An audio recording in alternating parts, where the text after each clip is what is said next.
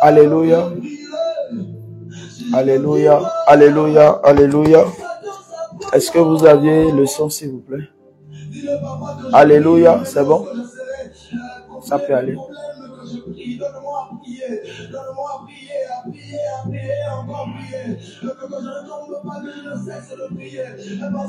Alléluia. Alléluia. Chers bien-aimés, s'il y a le son, vous pouvez nous répondre en commentaire, s'il vous plaît. Vous qui êtes connectés et qui suivez le direct, soyez bénis dans le nom de Jésus. Vous pouvez bien toutefois partager ce direct pour la gloire de notre Seigneur Jésus-Christ. Si vous êtes abonné à la page du prophète Ézéchiel, je voudrais vous demander de vouloir très humblement partager le direct. Le direct n'est pas fait pour moi seul, mais le direct est fait pour nous tous. Donc certainement, il y aura quelque chose qui peut édifier un frère ou une sœur et que vous y aurez. Donc permettez quand même que cela soit partagé. Soyez bénis, soyez bénis. Alléluia. Bien-aimés de Dieu, shalom, shalom. Je suis votre humble serviteur de Dieu, le prophète Ézéchiel, que vous connaissez d'ailleurs. Donc, ce matin, le Seigneur me permet de me présenter à vous encore une fois pour vous adresser les salutations fraternelles, les salutations d'amour, de paix, de convivialité. Et voilà. Donc, je suis là pour d'abord présenter les annonces de tout ce que nous sommes en train de faire jusque-là, mais aussi avoir un temps pour l'exhortation biblique, parce que nous ne pouvons pas nous réunir sans chercher à nous exhorter les uns les autres autour de la parole de Dieu, qui d'ailleurs, qui est tout pour nous, parce que sans la parole, nous ne sommes rien. La parole s'est faite chair pour habiter au milieu de nous, qui est Jésus-Christ. Et si nous acceptons Jésus, c'est parce que nous avions accepté la parole. Et c'est cette parole qui nous libère. Alors, élu de Dieu, bien-aimé de Dieu, sois béni dans le nom de Jésus. J'aimerais prier d'abord pour que nous puissions démarrer, alors que le Seigneur puisse nous conduire dans sa volonté parfaite. Seigneur éternel, mon Dieu, mon roi, je te magnifie, je t'exalte, je te célèbre, je te loue. Je te rends gloire et honneur. Seigneur, les mots me manquent. Je ne sais pas quoi dire d'autre. Mais mon âme entière, mon esprit se dispose dans ta présence afin que toi seul, que ton nom soit glorifié. Seigneur Jésus, si nous vivons, c'est parce que nous avions notre assurance, notre espoir, notre confiance placée en toi. Et c'est toi qui fais notre force, notre fierté. Si nos vies, Seigneur, sont en Christ, c'est parce que Christ nous a affranchis et nous a libérés. Alors, Seigneur, je te rends gloire infiniment pour tout et je te dis infiniment merci parce que tu es bon, parce que tu es merveilleux. Seigneur, je voudrais recommander cet moment que nous voulons passer ensemble sous ta puissante main afin que ta main règne pour nous conduire, afin que ta volonté nous conduise, afin que ton esprit, qui est l'esprit de Dieu, l'esprit de paix, l'esprit de vérité, puisse habiter en nous. Nous ne connaissons rien. La Bible dit que nous ne connaissons qu'en partie. Alors Seigneur, c'est toi qui révèles les choses cachées. Ce matin, tu as permis que j'ouvre le micro et que je me tiens devant ton peuple. Seigneur Jésus, je ne sais pas ce que le peuple attend de toi, mais toi tu connais ton peuple, tu sais ce qu'il leur faut. Alors Seigneur, je prie que moi, mon image soit effacée et que ton image seule soit affichée. Seigneur, prends contrôle de tout et que toute la gloire te revienne. Au nom puissant de Jésus-Christ de Nazareth, nous avions prié. Amen. Chers bien-aimés dans le Seigneur, comme je le disais, vous me connaissez quand même et vous savez déjà ce que le Seigneur a commencé avec nous. Je ne parle pas de ceux qui sont nouvellement peut-être connectés ou abonnés à ma page, mais je parle de ceux-là qui connaissent déjà le petit serviteur de Dieu que je suis. Je ne suis pas grand, mais c'est Dieu qui est grand. Donc, vous savez déjà qui je suis votre frère. Pour certains, je suis un père aussi. Je suis un aîné pour d'autres. Donc, que le Seigneur vous bénisse. À vous tous qui m'écrivez aussi dans les inbox pour me fortifier, pour m'encourager, pour me soutenir. Vraiment, soyez bénis dans le nom de Jésus. Je prie que le Seigneur vous bénisse abondamment. Je prie que le Seigneur vous comble de joie et de bénédiction. Vraiment, ma joie est grande ce matin parce que le Seigneur fait des choses merveilleuses avec nous, avec ma famille, avec tous ceux qui sont proches autour de moi. Et je ne fais que bénir le Seigneur. Et ce matin, je me tiens là pour vous parler de beaucoup de choses. Mais je vais commencer déjà par aller à l'essentiel. Voilà, nous avions passé une annonce de 7 jours de jeûne où nous allons commencer le jeûne à partir du lundi. Pendant que la date est prise et que le Saint-Esprit nous a confirmé cela, effectivement, pour plus de confirmation, il y a encore aussi l'église Réveil International Jésus revient de la Côte d'Ivoire qui aussi va prendre quelques moments de jeûne durant 21 jours. Et les choses se sont vraiment rapprochées l'un de l'autre. Et ce qui prouve que nous sommes tous dans le même esprit. Vous saviez, c'est l'unité qui règne. Au ciel, il n'y a pas de division, il n'y a que l'unité qui règne. Beaucoup m'ont vu et m'ont demandé, prophète, tu es retourné où? On ne sait pas, tu es retourné encore à Jésus revient, qu'est-ce qui s'est passé? On ne sait pas. Bien-aimés de Dieu, nous ne sommes pas ici pour parler ou faire des débats. Mais tout ce que vous saviez, vous devez savoir que l'Esprit de Dieu, c'est l'Esprit d'unité. Côte d'Ivoire, Bénin, nous sommes la même famille et c'est Jésus qui gagne. J'avais commencé par mes premières prédications que je donnais sur ma page. J'avais parlé de la pêche miraculeuse. Je dis quand la moisson sera grande, quand la barque, c'est-à-dire quand la pêche sera miraculeuse à un moment donné, il faudrait que chacun vienne avec sa barque pour quand même ramasser des poissons. Ici, les poissons représentent les âmes que nous avions. La Bible dit que la moisson est grande, mais il y a peu d'ouvriers. Alors, bien-aimés de Dieu, nous ne pouvons pas, en réalité, servir le Seigneur si nous sommes réellement le corps du Christ. Le corps du Christ est uni. Et voilà pourquoi tout un chacun doit chercher à ce que l'unité règne. Parce que la famille du Christ, c'est la famille unie. Donc, nous sommes unis en Jésus-Christ et nous sommes des hommes de paix, des femmes de paix, des serviteurs de paix, des servantes de paix. Alors que le Seigneur vous comble de bénédictions et vous comble de joie. Je sais que vous-même, vous aussi, vous êtes pareil et Dieu va vous parler aussi. Alors, je bénis le Seigneur pour la vie de tout le monde. Je bénis le Seigneur aussi pour la vie de tous ses serviteurs qui sont à l'extérieur, qui nous suivent aussi. Donc voilà, je suis toujours avec la famille Réveil International, Jésus revient, mais j'ai aussi une part dans l'œuvre, dans le ministère que le Seigneur aussi m'a confié. Et il faut pas que vous croyez que bon, qu'est-ce qui se passe? Non, je ne suis pas mélangé, mais je suis le rythme du Saint-Esprit et c'est le Seigneur qui fait toutes choses. Alors, il y aura beaucoup de choses qui vont se faire et vous-même, vous allez voir. Donc, par la suite, désormais, nous nous réunissons pour les cultes à Godomé, Kangoulé. Si vous connaissez le terrain des transitaires, c'est là, non loin de là, que nous faisons la cellule et que nous nous rassemblons. Arrivé là, vous pouvez contacter l'un de nos numéros que j'ai donné. Il y a moi, il y a le serviteur de Dieu Nicolas. Et quand vous allez appeler, nous allons vous orienter pour venir à nous. Donc, soyez bénis dans le nom de Jésus. Et concernant le programme de jeûne que nous allons prendre pour les 7 jours, le Saint-Esprit nous a mis l'accent qu'il faut que nous jeûnons pour les 7 jours. Les chiffres 7 représentent d'abord le chiffre de perfection. Tout comme vous le saviez, Dieu a créé l'univers entier pendant 6 jours, mais le 7e jour, il a pris de repos. Donc, le chiffre 7, c'est le chiffre de perfection.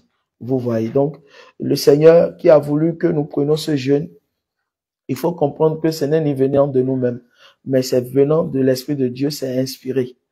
Et certains m'ont demandé, est-ce que nous pouvons jeûner à distance? Est-ce que nous pouvons participer? Effectivement, toutes les prières vont se faire en ligne.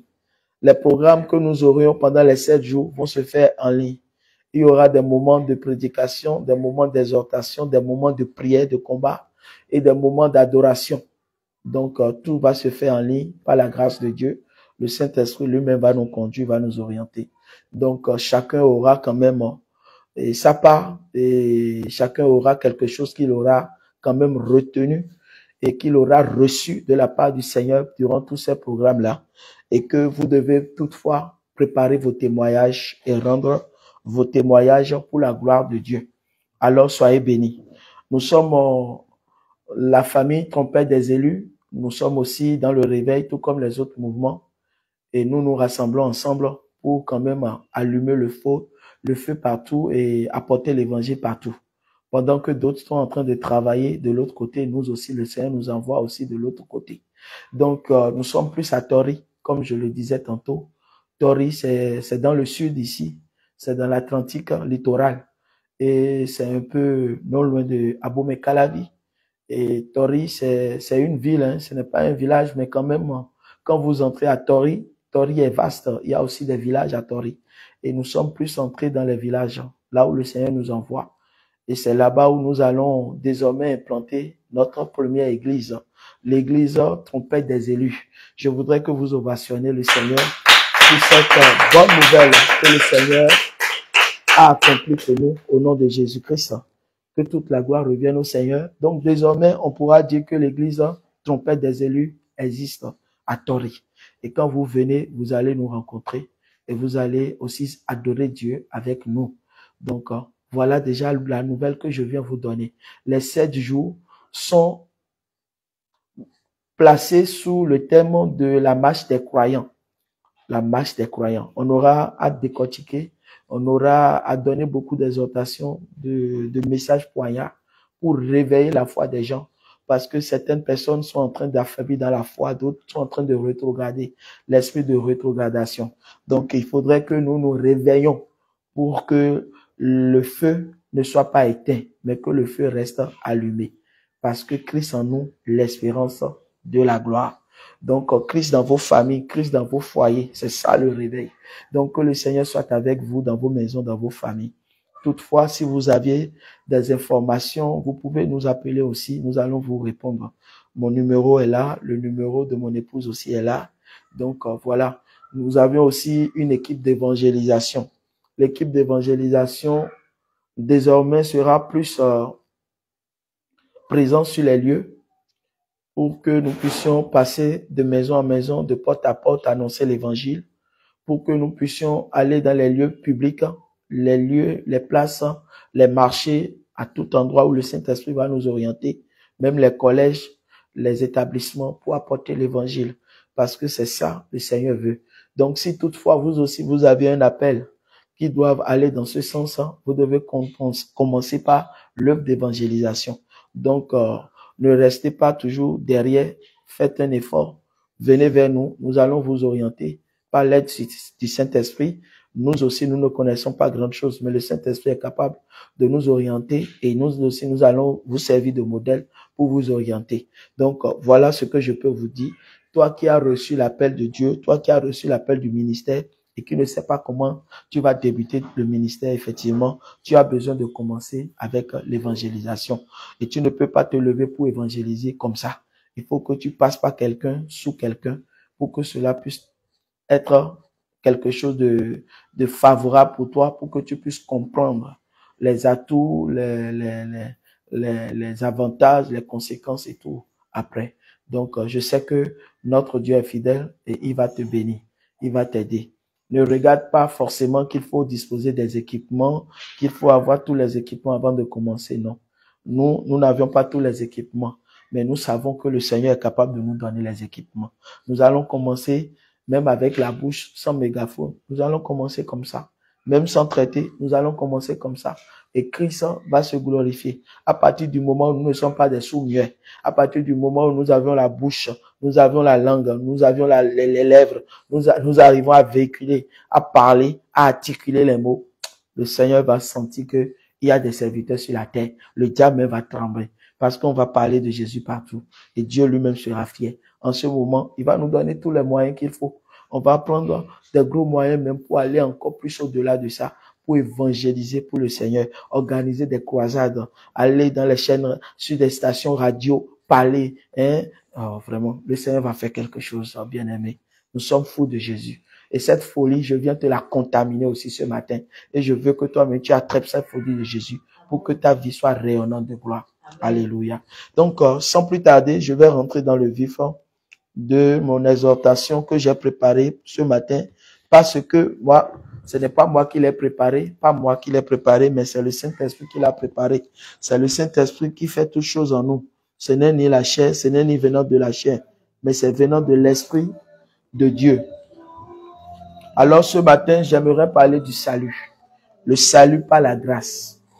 Bien-aimés de Dieu, lorsque nous allons parler du salut, nous allons savoir que le nom par lequel nous pouvons parvenir au salut, c'est le nom de Jésus-Christ. Alors, nous allons nous préparer pour entrer dans la méditation de ce passage dans le livre d'Éphésiens. Éphésiens chapitre 2, à partir du verset 1 au 10. Bien-aimés de Dieu, nous allons commencer tout de suite. Sois béni dans le nom de Jésus. Tu peux prendre ton épée et tu vas me suivre. Nous allons prendre la parole. Je lis au nom de Jésus-Christ. Vous étiez morts par vos offenses et par vos péchés, dans lesquels vous marchiez autrefois, selon le train de ce monde, selon le prince de la puissance de l'air, de l'esprit, qui agit maintenant dans les fils de la rébellion. Nous tous aussi, nous étions de leur nombre, et nous vivions autrefois selon les convoitises de notre chair, accomplissant les volontés de la chair et de nos pensées. Et nous étions par nature des enfants de colère, comme les autres. Mais Dieu, qui est riche en miséricorde, à cause du grand amour dont il nous a aimés, nous qui étions morts par nos offenses, nous a rendus à la vie avec Christ. C'est par grâce que vous êtes sauvés. Il nous a ressuscités ensemble et nous a fait asseoir ensemble dans les lieux célestes en Jésus-Christ, afin de montrer dans les siècles à venir l'infinie richesse de sa grâce par sa bonté envers nous en Jésus-Christ. Car c'est par la grâce que vous êtes sauvés, par le moyen de la foi, et cela ne vient pas de vous, c'est le don de Dieu. Ce n'est point par les œuvres, afin que personne ne se glorifie, car nous sommes son ouvrage, ayant été créés en Jésus-Christ pour de bonnes œuvres, que Dieu a préparées d'avance, afin que nous les pratiquions. Alléluia. C'est le passage dont le Saint-Esprit m'a donné ce matin pour nous conduire dans un moment d'exhortation. Je ne peux pas venir ici sans passer un message de la part du Saint-Esprit. Alors, le salut par la grâce. Bien-aimé, j'aimerais demander à un frère, à une sœur, comment es-tu parvenu au salut? Est-ce que tu sais que réellement c'est par grâce que tu es venu à Christ? Est-ce que tu sais que ce n'est ni venant de ta propre capacité?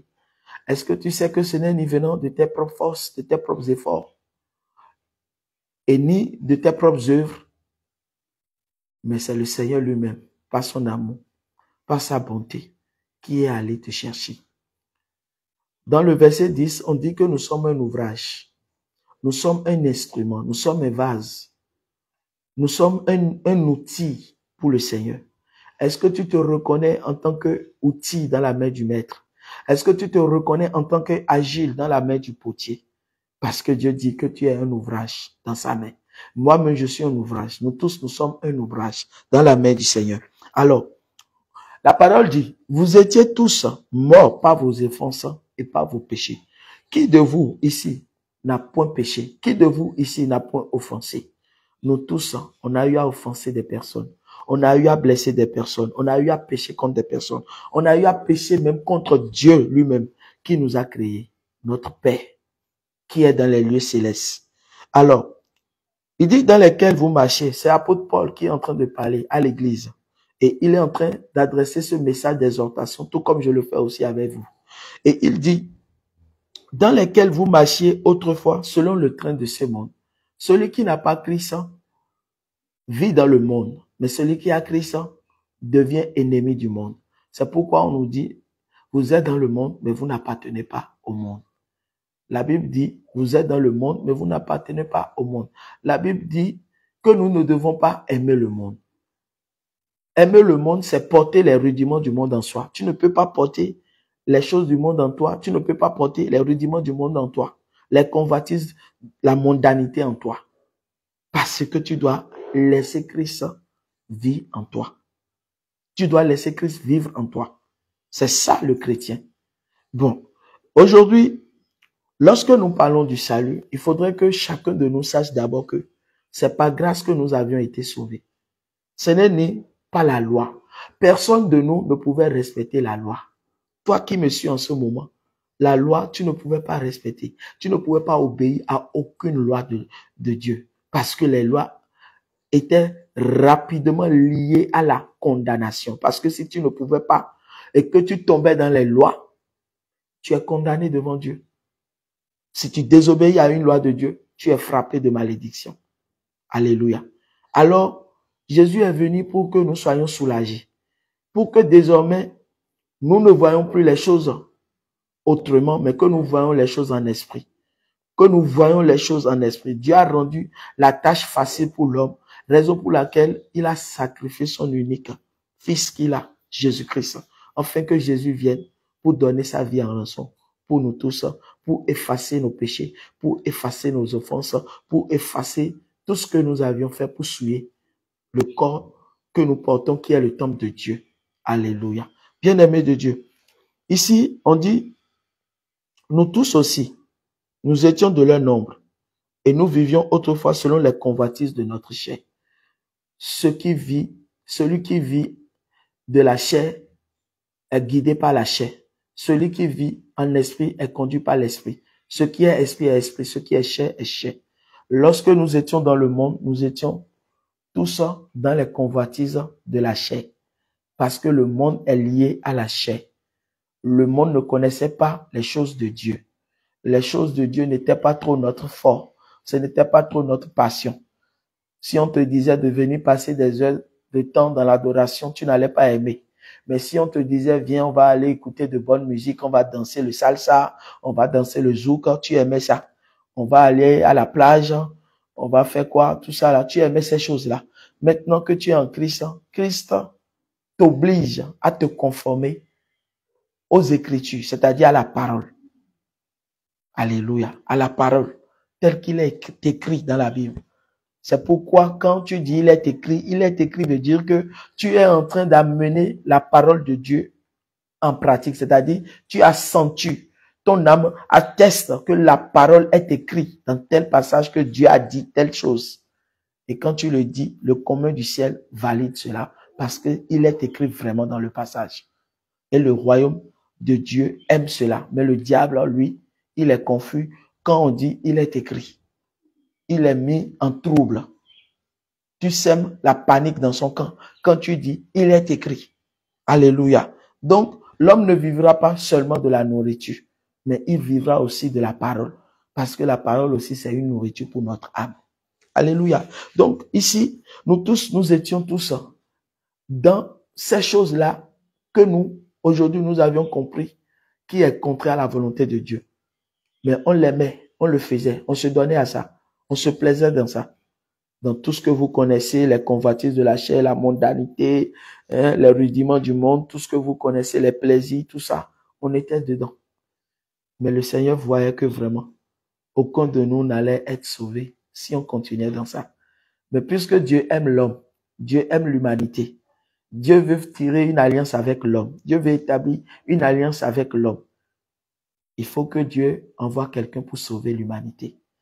D'où Jésus-Christ qui est venu, Jésus, homme qui est venu pour jouer le rôle de médiateur entre nous et Dieu le Père, pour que nous soyons plus désormais les fils de la rébellion, mais nous soyons désormais justes devant Dieu.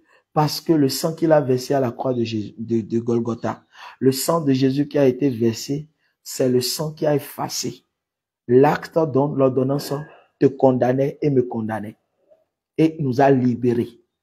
C'est pourquoi il dit tout est accompli à la croix. Il a tout fait.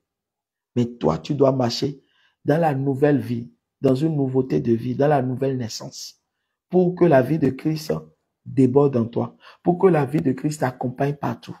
Et quand tu as la vie de Christ en toi, c'est-à-dire tu portes Christ en toi, tu deviens quoi? Celui qui porte Christ en lui, il est quoi? Il est un avec Christ.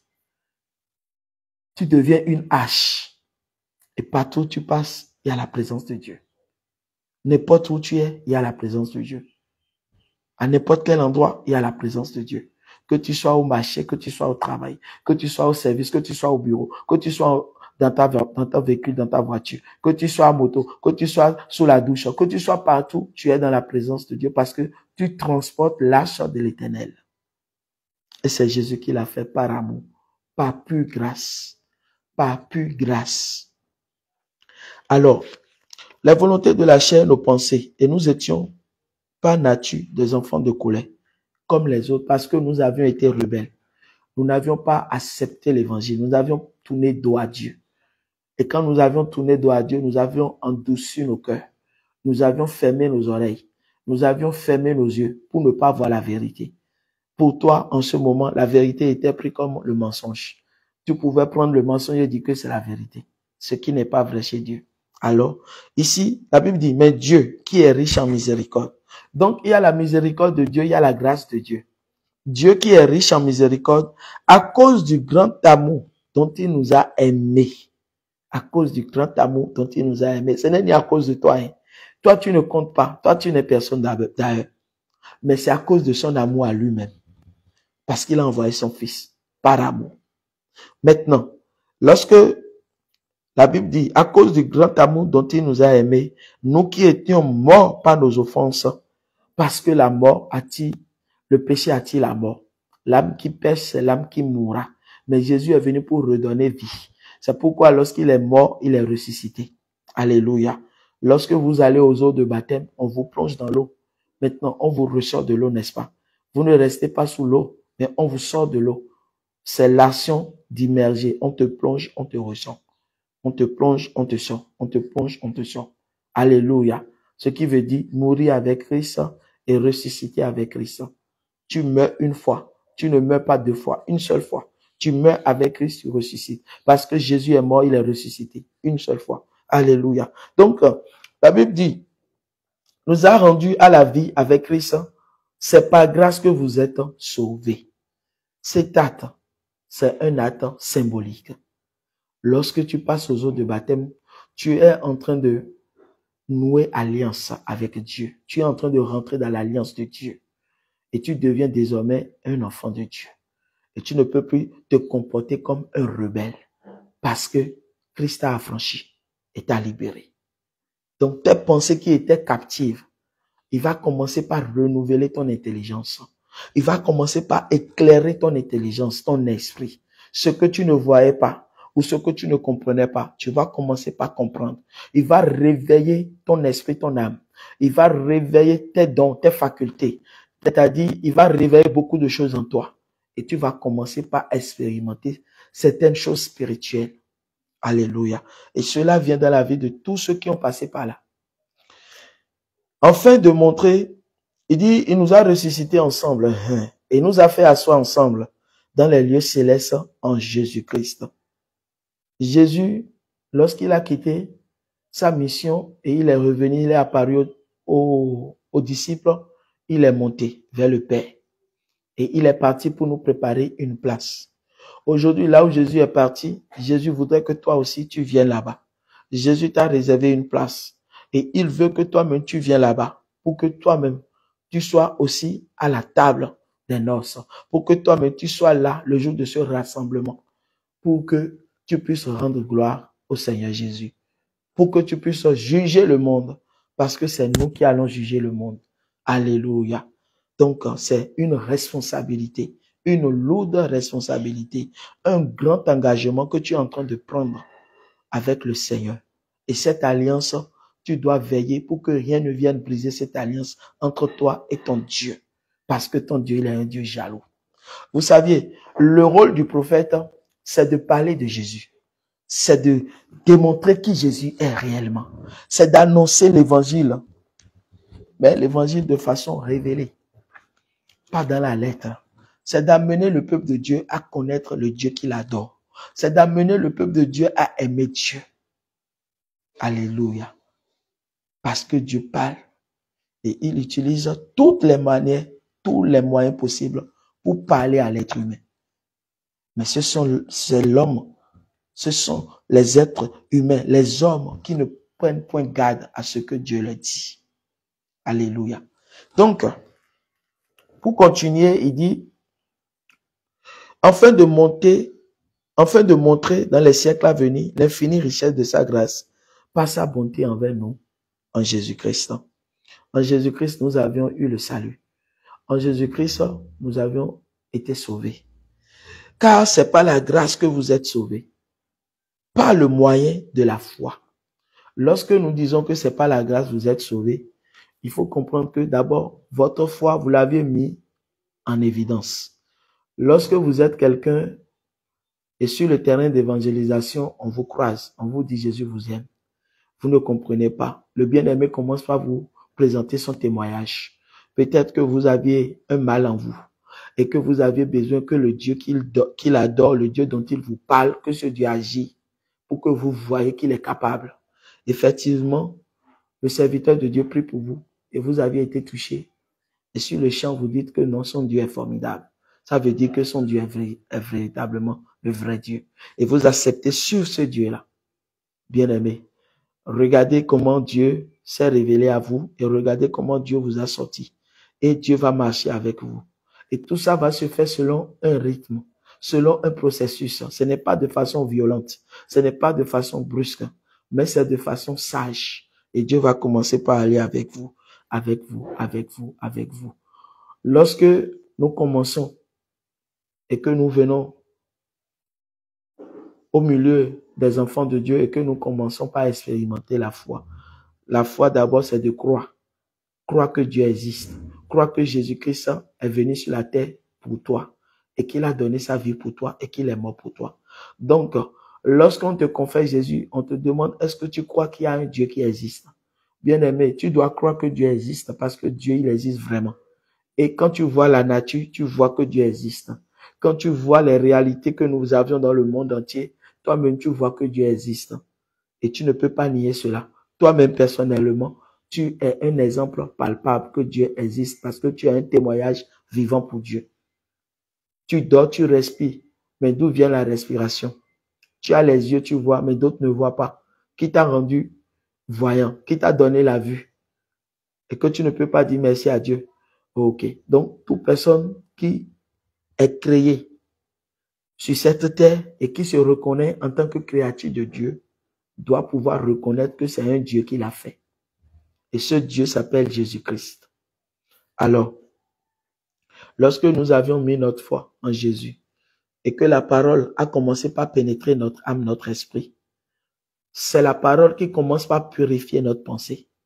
À force de recevoir la parole, vous recevez un dépôt. Et ce dépôt commence par nettoyer. Ça commence par travailler en vous.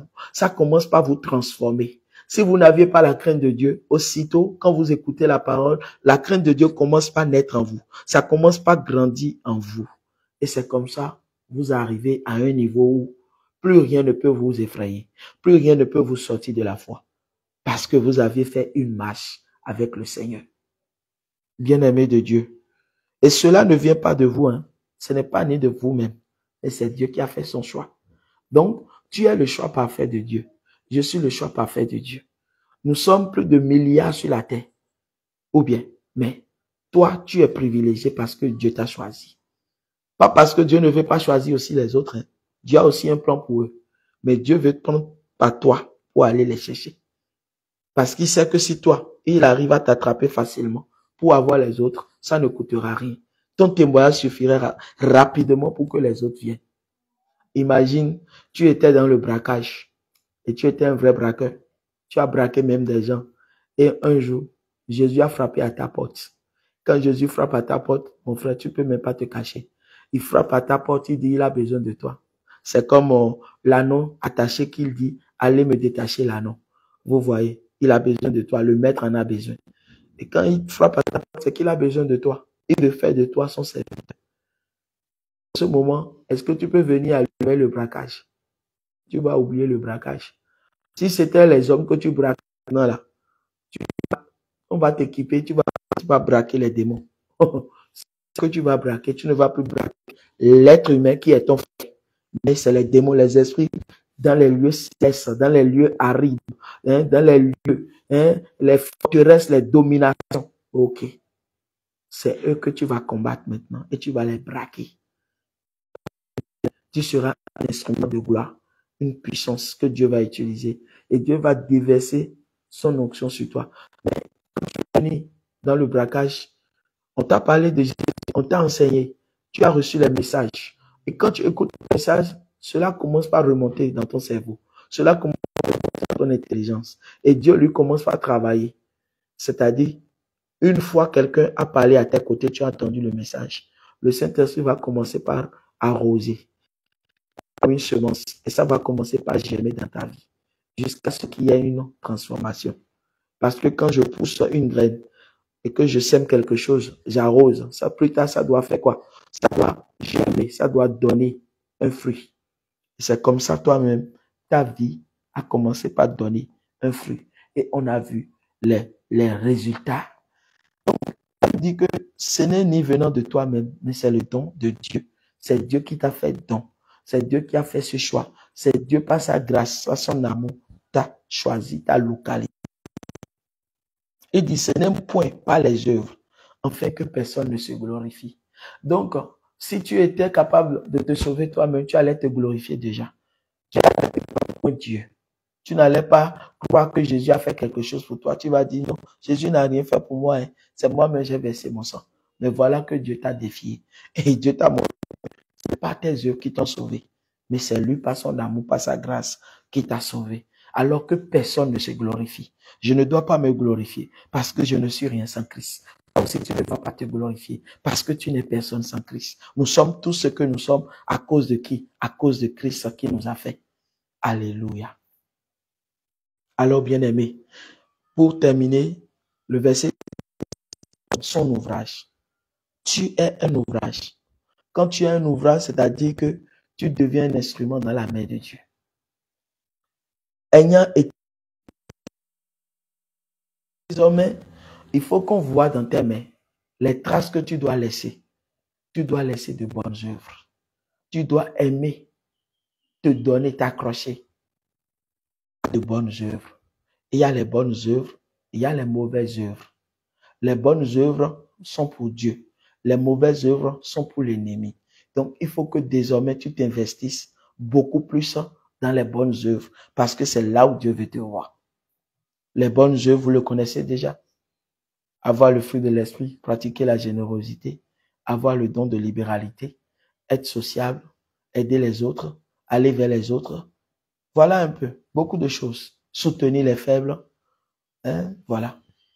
Être un soutien pour d'autres, voilà. Donc, s'investir dans l'œuvre de Dieu, aimer Dieu, servir Dieu de tout son cœur, sans aucun intérêt. Je ne parle pas de la catégorie de ceux qui viennent dire qu'ils veulent servir Dieu, mais dans leur cerveau là-bas, là, ça chauffe, c'est l'argent, ils attendent. Non. Quand c'est comme ça, ce n'est pas bon. Ce n'est pas bon. Ça, c'est une mauvaise œuvre. Il faut que ça soit de bonnes œuvres. Et qu'on lise que maintenant, c'est vraiment de bonnes œuvres. Que Dieu nous aide surtout. Cette exhortation vient pour quelqu'un. Quelqu'un qui est certainement là et qui est en train de souffrir dans le secret, mais qui voudrait que Dieu lui parle pour qu'il ouvre son entendement et qu'il écoute pour se ranger. Ce message est pour toi, n'endurcis pas ton cœur. Que Dieu a préparé d'avance. Donc, Dieu prépare toujours chacun de nous à l'avance. Dieu prépare toutes choses à l'avance.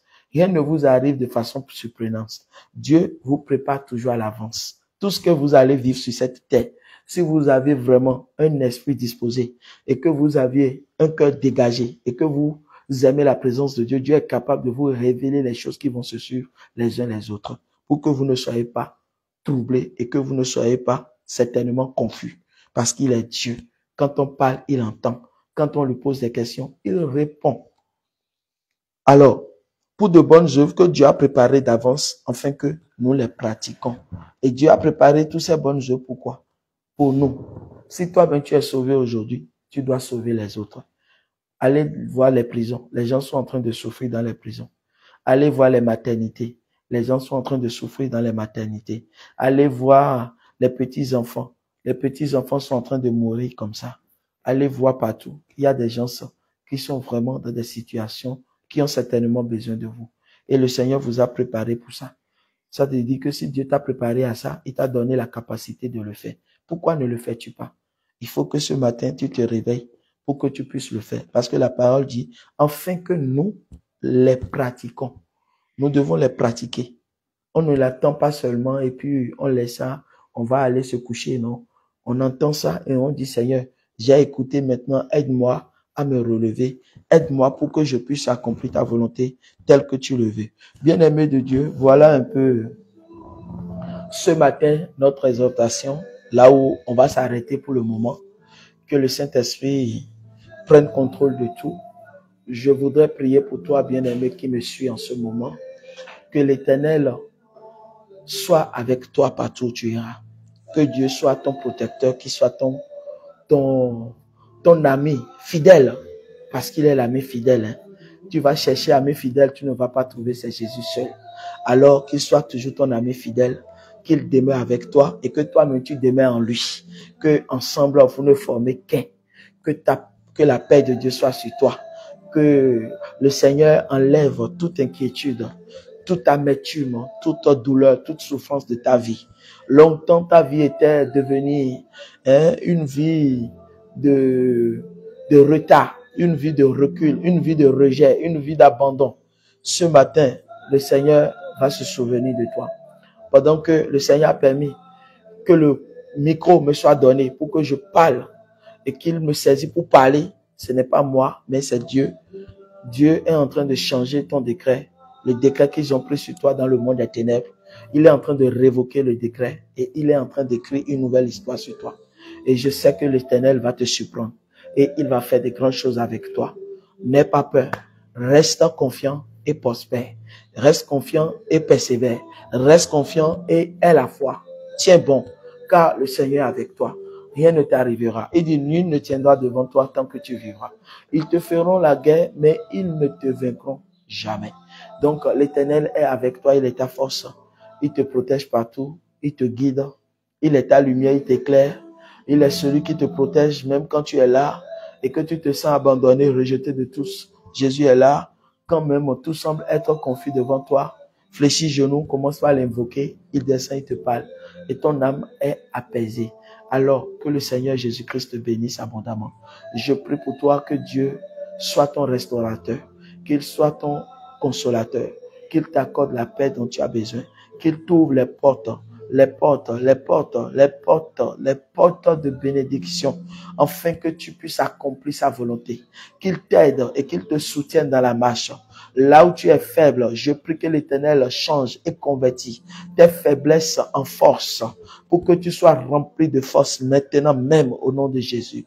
Oui, par ce message que tu viens d'écouter, je prie que le Seigneur change quelque chose en toi, que le Seigneur renouvelle quelque chose en toi, que le Seigneur t'équipe encore, qu'il t'équipe encore, qu'il t'équipe encore, qu'il t'équipe encore et encore au nom de Jésus. Je prie que la gloire de Dieu soit ton partage. Je prie que la bénédiction de Dieu te localise. Je prie que les bonnes nouvelles tombent et que cela te parvienne. Je prie que l'Éternel envoie quelqu'un pour te soulever, pour te soutenir, pour t'aider, pour t'orienter sur ton chemin, Seigneur. Éternel Dieu, je remets la vie de tous mes frères et sœurs, tous les bien-aimés, tous les âmes qui m'ont suivi en ce moment entre tes mains. Et je prie, Seigneur, que ton sang les couvre, que ton sang les couvre, que ton sang les couvre. Marque-les de ton sceau, marque-les de ton sceau. Seigneur, que leur maison soit remplie de ta présence, que leur maison soit une maison de lumière, que tous les ténèbres qui opèrent dans l'ombre, qui opèrent dans le secret, dans la vie de tes enfants, dans la vie de leurs activités, dans la vie de leur ministère. Oh, que cette ténèbre plie bagage et sorte de leur vie au nom de Jésus, pour que ton feu descende, pour inonder les lieux, pour que la présence de Dieu soit manifestée. Alors, Seigneur Jésus, nous te disons merci. Sois avec nous toujours et garde-nous dans les creux de tes mains et que toute la gloire te revienne. Au nom puissant de Jésus, j'ai prié. Amen. Soyez bénis, peuple de Dieu. Que le Seigneur vous bénisse abondamment.